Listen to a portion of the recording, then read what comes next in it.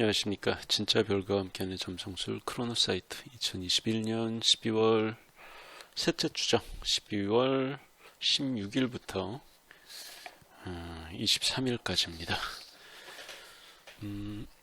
이번 주에 가장 중요한 구조는 금성이 역행 정지를 한다는 거예요. 금성이 방향을 바꾼다는 거. 이것만큼 중요한 구조가 세 번째 주에는 없습니다. 나머지 것들은 보조적이죠. 예. 그래서 금성 역행 정지 12월 19일로 이루어지는 이 구조에 집중을 하실 필요가 있습니다. 자, 이번 주에 처음으로 들어오는 거는 12월 17일에 화성이 드슈바, 정갈자리 델타성이죠. 이 드슈바라는 별이랑 회합을 이루는데, 근데 이 별이 되게 좀 무책임하고 규율 따위 전혀 따르지 않는, 어떻게 보면 중범죄가 아니고 경범죄, 잡범의 별입니다. 그래서 범죄라고 그러면 약간 섬뜩한 얘기인데, 범죄 혹은 범죄 위법적인 어떤 충동이나 그런 활동 같은 거 연관성이 좀 많아요. 흉하긴 하죠. 근데 화성이 드슈바랑 요즘 시대에 만나려면 사수자리 초반에서 디그니티 아무것도 얻지 못한 페르그린 상태, 입지가 전혀 없는 거거든요. 불안정한 화성, 불안정한 상태로, 안 그래도 속성 자체가 불안정한 화성이 그런 상태에서 드슈바랑 만나기 때문에 좋을 일이 없습니다. 드슈바의 악덕 같은 게 화성이랑 만날 때 아무래도 좀 더 강하게 드러나는 경향이 있죠.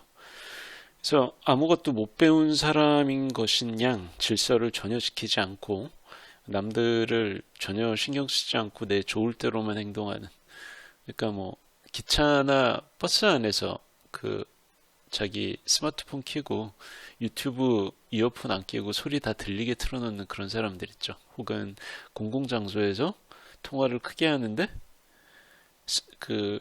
스피커폰을 켜고 해. 그러니까 전혀 뭐 딴 사람들을 고려 안 하고 어떤 공익이라든가 그런 걸 신경 안 쓰는 게 드슈바의 특징입니다.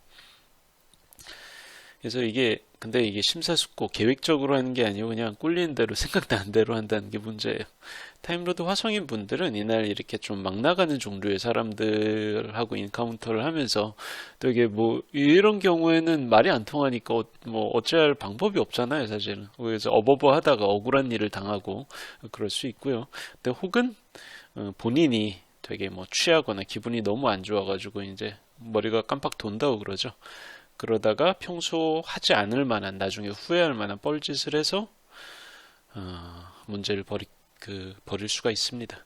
그래서 이 잡범의 별인 드슈바가 보여주는 풍경이라는 게 워낙 지저분해. 그래서 사실 이거는 연루 안 되는 게 최고입니다. 가해자가 되는 것도 좋지 않고 피해자가 되는 것도 좋지 않아요. 그냥 얘하고 상관이 없는 게 제일 좋아.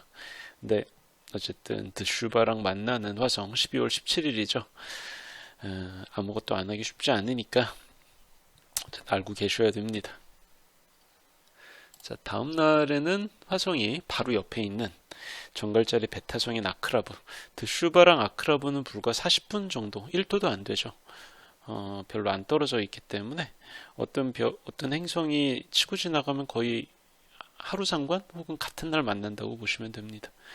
아크라브는 본질적으로 상당히 흉악한 별이에요. 소시오패스를 상징하는 별이고, 화성과 만나는 경우에 근데 생각보다 그렇게 흉하지 않아요. 드슈바는 생각이 없거든요. 근데 아크라브는 생각이 있어. 그게 큰 차이입니다. 그래서 화성한테 어떤 계획성 같은 거를 부여를 해요. 계획성이나 일관성 같은 걸 부여를 합니다. 그런 점에서 긍정적인 측면도 많아요.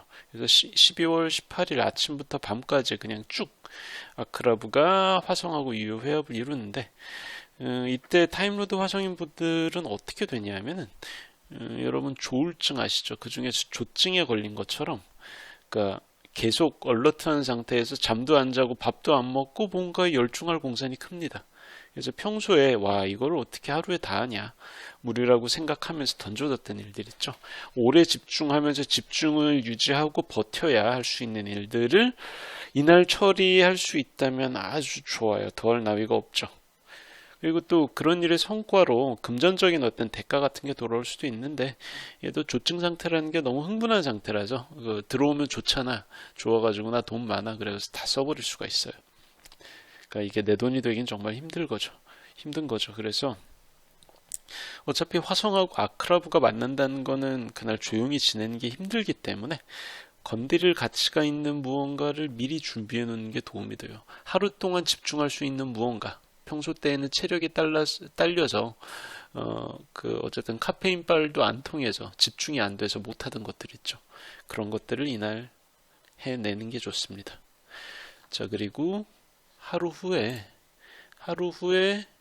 제가 말씀드렸던 이 금성이 이렇게 알자가 리트로그레이드 표시가 생기죠. 방향을 바꾸면서 순행에서 역행으로 접어듭니다. 정지한다는 거죠. 그래서 거의 한 17개월, 1년 반 만에 한 번씩 역행을 해요. 금성은 역행하는 빈도가 높지가 않아요.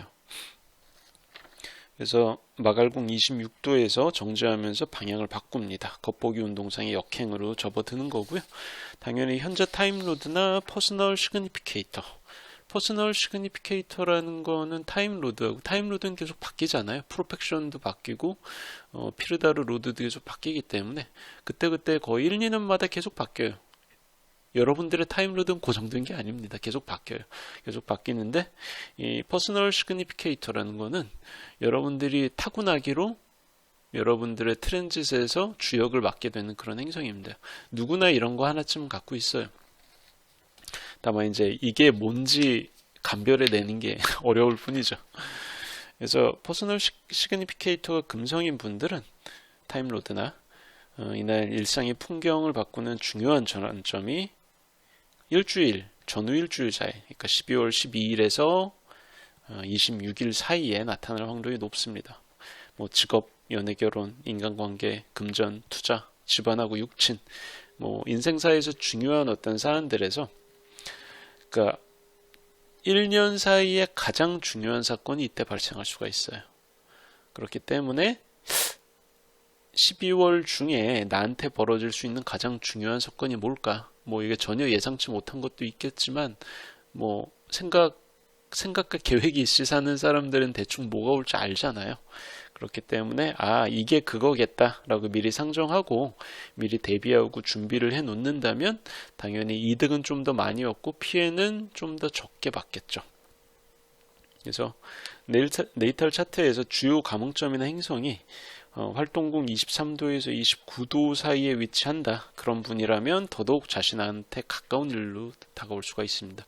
그리고 감흥점이나 행성이 네이탈 차트에서 뭘 담당하느냐에 따라서 실제로 이 금성 역행 정지에서 자신이 어떤 사안에서 변화를 겪을 것인지를 알 수가 있죠. 근데 이거는 사람마다 다르기 때문에 제가 딱 지정해서 말씀드리기는 어렵습니다. 그리고 혹시 이거는 그냥 보너스 얘기인데, 투자에 관심 있는 분들은 이날 부동산이나 원자재 관련으로 변동이 있는지 눈여겨보시는 게 좋을 것 같아요. 자, 그리고 다음날 수성이 마갈궁 12도에 있는 궁수자리 시그마성인 눈키랑 유효회합을 이룹니다. 21일 오후부터 22일 오전까지예요. 그래서 이날은 각종 시험, 면접, 서류 제출, 기여감 발표, 수성적인 어떤 그런 일들을 그런 걸 하기에 적합한 구간이고요. 특히 이제 공공기관, 공직, 공무원 그런 쪽이랑 소통하거나 협력해야 되는 일들이 있어요. 그러니까 등록을 하고 국가한테 허가를 받고 이런 절차가 있다면 이날 하면 순조롭게 풀릴 확률이 높습니다. 그래서 또 이제 미리 준비가 되어 있는 상황이라면 정해진 절차에 따라서 합법적으로 큰 돈을 만질 수 있는 그런 기회가 오기도 해요. 그러니까 국가 예산을 내가 결정을 한다든가 이제 그런 거죠. 국가 예산의 수주를 받아가지고 내가 돈을 타낸다든가 이런 어떤 일도 있을 수가 있습니다. 타임로드가 수성인 분들은 당연히 이제 이쪽에서 좀 더 유리한 기회를 맞이할 것이지만 간혹 이제 어머니나 아내처럼 중요한 여성 육친이 질병에 시달리는 빈도 같은 게 이때 높아질 수 있으니까 주의할 필요가 있어요. 게다가 공교롭게도 이 12월 22일이 동짓날입니다. 마갈공 영도의 태양이 진입하면서 가장 밤이 긴 날이죠. 동짓날이다 보니까 이번 달 초에 개기일식이 있었어요. 사수 12도에서 혹시라도 제가 말씀드린 여성 육친이 이번 달 초에 사수자리 12도 개기일식 도수에 네이탈 차트가 연루되는 경우는 좀 더 노출될 수가 있으니까 신경을 많이 쓰는 게 좋습니다. 자, 그리고 같은 22일이지만 이쪽은 22일 오후부터 23일 오전까지 수성이 바로 옆에 있는 아셀라랑 만납니다. 궁수자리 제타성이죠, 아셀라는. 그래서 눈키랑 아셀라는 아까 화성이 만난 드슈바랑 아크라브하고 비슷하게 한 1도 정도 거리에서 가깝게 붙어 있기 때문에 수성같이 빠른 행성이라면 사실상 거의 같은 날 만나요. 스쳐 지나가는 거지. 그래서 어떻게 보면 같은 일이 연거푸 벌어진다, 연속적으로 벌어진다 이렇게 느껴질 수가 있고요. 눈키하고 아셀라 모두 다 궁수자리에 속하는 주요 별들이고 동양에서는 남두 육성의 일원들이기 때문에 속성이 거의 비슷합니다. 둘 다 길성에 가깝고요. 그래서 타임로드가 수성인 분들은 눈키랑 만났을 때 어쨌든 가졌던 그런 기회가 이어지면서 연속이 되면서 본인한테 이득이 되는 결과로 그렇게 나타날 확률이 높죠. 좋은 일이죠. 근데 눈키하고 다르게 아셀라는 인덕하고 인망의 상징입니다. 그렇기 때문에 이게 나 혼자 하는 게 아니야. 주변 사람들 도움이 되게 큰 비중을 차지하거든요. 그래서 혼자 하는 것보다 여럿이 같이 하는 쪽이 성과가 훨씬 나아진다. 이거를 염두에 두고 협업하고 협력하는 어떤 그런 형태로 일을 풀어나가면 좀 더 큰 성과가 돌아올 겁니다. 자, 2021년 12월 셋째 주 크로노사이트 주간 운세 예보 이야기 여기까지 하겠습니다. 감사합니다.